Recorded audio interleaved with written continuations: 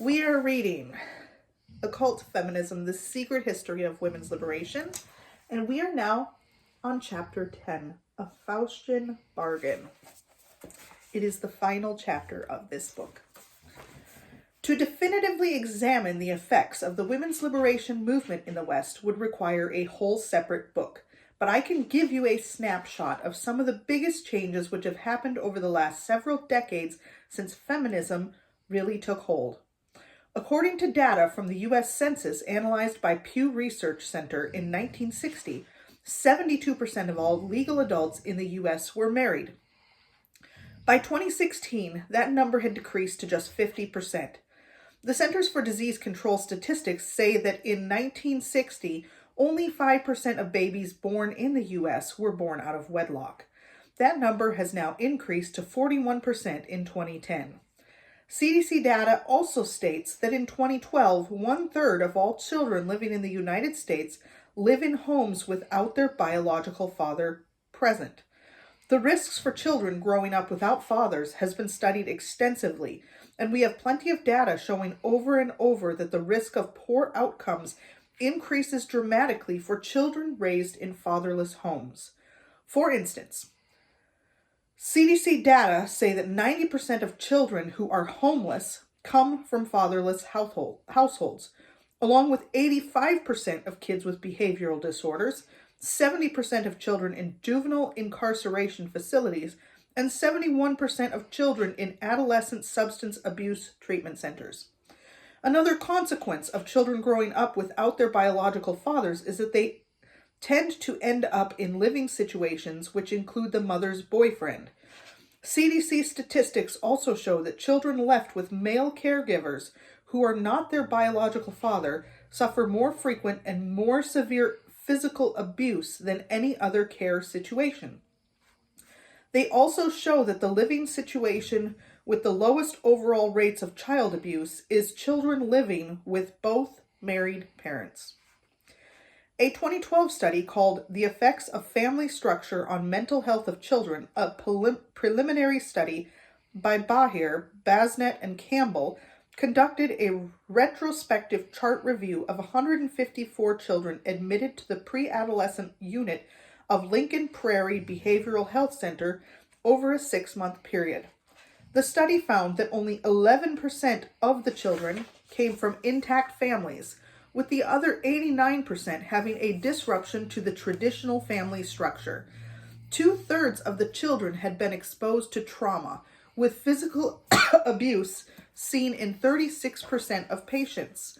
The study highlighted the role of disrupted family structure and its adverse effects on the mental health of children. In addition, children in both the U.S. and Europe now overwhelmingly grow up in daycare settings rather than at home with their mothers. In 1940, the number of children under age 6 with mothers working full-time outside the home was 6%. In 2013, that number had jumped almost tenfold to 58%. In 2016, a report by Care.com, a daycare service finder, found that 20% of U.S. households spend more than a quarter of their income on childcare. But women are happier now than they were before feminism, right? Well, not exactly. A 2009 paper called The Paradox of Female Happiness by Betsy Stevenson and Justin Wolfers caused quite a stir when it was released by the National Bureau of Economic Research. The abstract summary of their findings says that, despite objective measures of well-being in America over the prior 35 years increasing, the subjective overall happiness among women in the study had decreased both absolutely and relative to the happiness of men. A Harris Poll survey of Generation Z women, those born between the late 90s and early 2010s, found that 58% of young women now say that starting their career is a more important priority than starting a family. After a century of women's liberation, the U.S. Department of Health and Human Services reports that more than 1 in 5 American women are diagnosed with a mental health condition during their lifetime and are twice as likely to be depressed as men.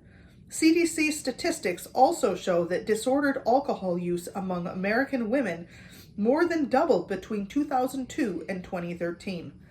The National Institute of Health website also shows data indication that the instance of fetal alcohol syndrome in newborn babies rose 2.5 times from 1996 to 2018. One of the primary goals of first-wave feminism was to reform divorce law. This goal was first achieved in California in 1970 when Republican Governor Ronald Reagan passed the nation's first no-fault divorce law. The rest of the country followed suit, and in 2010, a full 70% of divorces are initiated by the woman. The American Sociological Association conducted a study in 2015 and found that the top 2 reasons given by women for seeking a divorce were feeling held back by the marriage and the emotional burden of trying to have a career with a family. Among college-educated women, the number initiating divorce proceedings jumps to 90%. It is my personal speculation that this is not because they are smarter, but that they are exposed to much more feminist propaganda through women's and gender studies programs. I often wonder how the first-wave feminists of the suffrage movement would feel about the state of the modern woman. I wonder what they would think about the state of marriage, the family, and the life of the average Western woman in 2021. I wonder how they would feel knowing that despite the birth control pill becoming widely available in the 60s, and many subsequent forms of even more effective and advanced birth control becoming so cheap and easy to access, even for underage girls without parental permission, that abortion numbers would remain at the same level they were when abortion became legal in 1973. Just over 600,000 per year in the U.S., after having peaked at nearly 1.6 million per year in 1985. I wonder how they would feel about so many children growing up without fathers in broken homes, spending an average of 35 hours per week in a daycare facility rather than at home with their own mothers. I wonder what they would think about the sexual revolution, and that in 2021, any 18-year-old girl with a webcam can be a porn star on sites like OnlyFans. Even more, I wonder what Elizabeth Cady Stanton would think of more young women turning to pagan witchcraft than Christianity, thanks to her work 125 years ago demonizing Christianity as patriarchal slavery of women. I realize that there will be people who read this book and see it as a glorious telling of the history behind feminism and how occult religion liberated the female sex from thousands of years of bondage under Christianity. They will see it as an homage to witchcraft, which has finally been able to be practiced out in the open thanks to the work of many of their heroes, which I have detailed within its pages. But my hope is that this book will open the eyes of many more liberal-minded Christians and anyone else who looks around at the current state of Western society and wonders where things went so wrong. I hope that what people normally think of as the political battle for women's liberation will finally be revealed as the spiritual battle for the human soul that it truly is. I hope that this book will give a voice and inspiration to new generations of women who see their role as wife and mother as the most important and fulfilling purpose they can dedicate their lives to, rather than believing the lies of feminists which tell them that the sacred vocation of motherhood dooms them to a lifetime of subjugation and slavery. I hope that each young woman reading this book understands that no job she will ever have will leave such a lasting impact after she is gone as raising the next generation of human beings. I hope that any woman who decides to devote her life in service to Christ, her husband, and her children never again allows herself to be shamed into thinking that she is somehow inferior to women who put careers outside the home first. I hope that it makes women ask themselves why service to their family is considered slavery, but service to corporations who pay them a wage and governments which take a portion of it right off the top is considered freedom. I hope they start to think about the return on investment of both choices, considering that their company will place an ad to fill their position the day after they retire or die, but that no one can truly replace them as matriarch of their own family. The word occult means secret, and I hope that by bringing the occult history of feminism out of the darkness and into the light, that my 4 daughters and the generations which they bring forth will reclaim womanhood and motherhood by rejecting the Luciferian doctrines of feminism and returning to Christianity. I hope they can experience the glorious role in the redemption of mankind that God has ordained for us. You see, even though it is Eve who was first deceived by the serpent in the garden, the Lord said to the serpent as he cursed it, "And I will put enmity between thee and the woman, and between thy seed and her seed." And it was through the seed of the Blessed Virgin Mary that God redeemed the world. Mary's obedience to the Lord, her purity and humility were instrumental in Christ's incarnation and defeat of death, which was brought upon creation by the deceit of the serpent. In an analogous way, each of us as women can choose to redeem the next generation through our own willingness to be faithful Christian wives and mothers. We can save the next generation by raising them at home as part of an intact, loving family whose roots can sustain them through all life's troubles. I escaped the legacy of divorce, addiction, and broken families by rejecting feminism and devoting my life to Christ. When I traded the feminism that was drilled into me by my own mother and the popular culture that I was raised in for a traditional family life, I was quite angry that so much of what I was told turned out to be a lie. From my daily experience as a stay-at-home mom of 5 children to the truth about the history of the women's movement, I had been deceived, not unlike Eve. Women's liberation has proved itself to be the quintessential Faustian bargain. Women have gained wealth, power, and the perception of independence while becoming more dependent on alcohol, drugs, and antidepressant or anti-anxiety medication. They have traded relying on their own husband for relying on government welfare. Women now earn the majority of college degrees in the United States, but they also hold the majority of college debt, which now averages over $38,000 per borrower, according to consumer credit reporting agency Experian. In 1890, the average age a woman got married was 22. Now, the average 22-year-old woman is graduating college with an OnlyFans business in hopes of paying down her massive student debt. Meanwhile, the top 20 careers most commonly held by women, according to the U.S. Department of Labor, are much the same type of work they have traditionally done at home for their family, such as secretary, assistant, nurse, teacher, waitress, and childcare provider. Only now they get to pay taxes and send their own kids to daycare for the privilege. Relationships between men and women have become nearly unworkable, as so many young women now see men as oppressors rather than partners. A lot of men aren't even willing to consider the risk that modern marriage brings with it, and I can't say I blame them.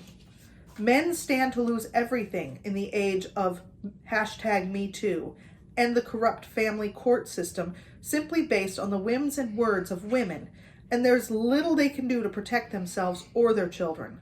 The modern man who marries and has children with a woman is faced with the possibility of his wife leaving him for her new boyfriend and taking his children and half of what he's worked for with her.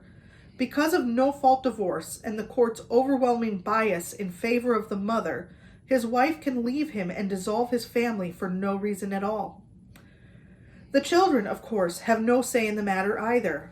Feminism absolutely justifies this and makes women think they are perfectly within their rights as a strong, beautiful goddess to do it.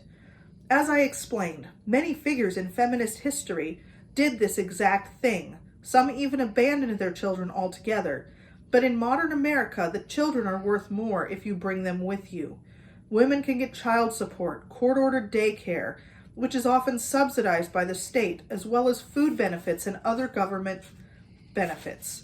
All of this incentivizes broken families, and the feminist demand for taxpayer subsidy of single motherhood seems to go against the strong, independent woman motif. We may not be able to undo this Faustian deal and put the genie back in the bottle. Repeal of the 19th Amendment or overturning Roe v. Wade are highly unlikely, and the fact that I even mention such things will probably have radical feminist organizations contacting their witch covens to have me hexed. But there is hope. The heartbeat bill in Texas, as well as social media movements advocating a return to traditionalism, are becoming more popular as women are met with the disappointing reality of the feminist dream they were sold. Just as easily as flapper girls made it cool to be a feminist in the 1920s, a movement to make traditional womanhood cool could come out in the 2020s. The COVID-19 pandemic has created a massive surge in homeschooling, and women have been the largest demographic to resist returning to work outside the home as I write this in 2021. Perhaps they are finding out that raising your own children is pretty great and that trying to juggle work, family, and personal time really isn't all it's cracked up to be. Maybe they're finding out that you can have it all, but not all at the same time. Maybe facing your own mortality during a worldwide pandemic makes you think about whether you really want to spend the second half of your life alone because you chose career and neglected your family. I'm not sure, but another trend which is giving me hope is a rapid growth of the Orthodox Christian Church in the United States. The internet has made it possible for the West to gain access to the original and only Christian church of the first millennium, the church established by Jesus and his apostles, which has been preserved in apostolic tradition through the ages. The schism between Eastern Byzantine Christianity and Western Roman Catholicism kept the original church hidden from the West. Even with the advent of modern technology like radio and TV, the Cold War continued to isolate East from West until recently. The enemy infiltration of both the Roman Catholic and Protestant churches has left many Christians looking for an authentic alternative. Pope Francis has liberalized the Catholic Church and dissolved the traditional Latin Mass, and the Protestant churches have made ordination of women pastors and gay marriage mainstream. At the same time, the writings of Father Seraphim Rose, an American Orthodox monastic, have been discovered and popularized 40 years after his death. All these factors have made Orthodox Christianity an appealing notion for those who know Christianity is true but cannot reconcile what is happening in modern churches. I do not know what the future holds. I did not write this book to tell women what to do or believe. I wrote it to give them the truth about a movement which claims to be for their own good, and let them decide for themselves if that is really the case. If feminists are going to claim that women's liberation is about choice and freedom, then the least they can do is tell the truth about its history, and let women decide for themselves. The reason they did not do that, but rewrote history to make feminism seem like a grassroots movement that was brought about by popular demand, is best told by Simone de Beauvoir, when she said, "No woman should be authorized to stay at home and raise her children. Women should not have that choice, precisely because if there is such a choice, too many women will make that one." I think she was right, and I'm counting on it. That is the end of Occult Feminism. Thank you for listening.